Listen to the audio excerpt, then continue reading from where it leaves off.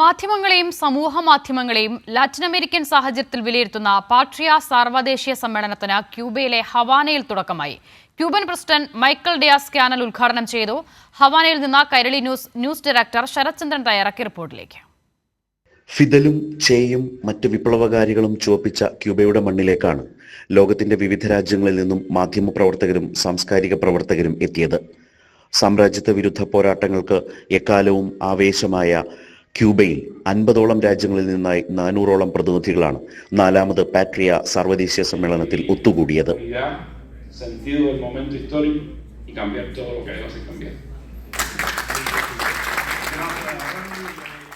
മാധ്യമങ്ങളെയും സമൂഹ മാധ്യമങ്ങളെയും ലാറ്റിൻ അമേരിക്കയുടെ സാമൂഹ്യ രാഷ്ട്രീയ പശ്ചാത്തലത്തിൽ വിലയിരുത്തുന്നതാണ് പാട്രിയ എന്ന സർവ്വദേശീയ സമ്മേളനം.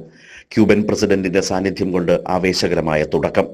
ലാറ്റിൻ അമേരിക്കയ്ക്കെതിരായ അമേരിക്കൻ പക്ഷപാത മാധ്യമ രീതിക്കെതിരെ 2005 ഫിദൽ കാസ്ട്രോയും ഷാവേഴ്സും ചേർന്ന് രൂപം കൊടുത്ത ടെലിസൂർ എന്ന ലാറ്റിൻ അമേരിക്കൻ ദൃശ്യമാധ്യമ വാർത്താ ഏജൻസിയുടെ 20ാം വാർഷികാഘോഷം കൂടിയായി പാട്രിയ. 3 ദിവസമായി നടക്കുന്ന പാട്രിയയിൽ ടെലിസൂറിന്റെ വരവും വളർച്ചയും ഒക്കെ പ്രതിപാദിക്കുന്ന വിവിധ സെഷനുകളുണ്ട്.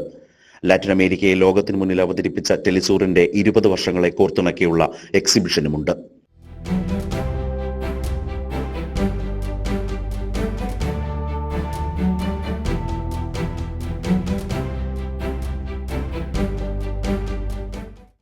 ലാറ്റിൻ അമേരിക്കയിലെ ഇടതുപക്ഷ സർക്കാരുകൾക്കെതിരെ ട്രംപ് നടത്തുന്ന നീക്കങ്ങളും ഡിജിറ്റൽ ക്യാപിറ്റലിസത്തിനെതിരെ ലാറ്റിൻ അമേരിക്കയ്ക്കായി ജനകീയ ഡിജിറ്റൽ പ്ലാറ്റ്ഫോമുകൾ എന്ന ആശയവുമൊക്കെ വിവിധ സെഷനുകളിൽ ചർച്ചയായി. അമേരിക്കൻ സാമ്പത്തിക ഉപരോധത്തെയും അതിജീവിച്ച് സാമ്പത്തിക വളർച്ച കൈവരിക്കാനുള്ള ക്യൂബയുടെ ശ്രമങ്ങൾക്ക് ഐക്യദാർഢ്യം പ്രഖ്യാപിക്കുന്നതിനും സർവ്വദേശീയ സമ്മേളനം വേദിയായി. ക്യൂബയിലെ ഹവാനയിൽ നിന്നും കൈരളി ന്യൂസിനു വേണ്ടി ശരത്ചന്ദ്രൻ.